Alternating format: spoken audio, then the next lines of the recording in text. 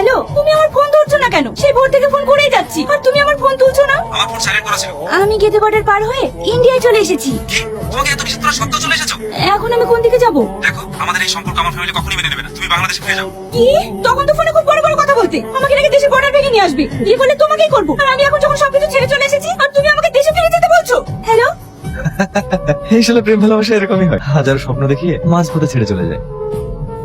কি হলো, তুমি সিগারেট খাবে? হ্যাঁ শুনেছি নাকি সিগারেট খেলে টেনশন কমে। ঠিক আছে, তুমি অত টেনশন করো না, তোমার বয়ফ্রেন্ডকে আমি খুঁজে দেবো। গাড়িতে ওঠো। না, আমি যাব না। এত রাতে কোথায় যাবে? ওঠো তো।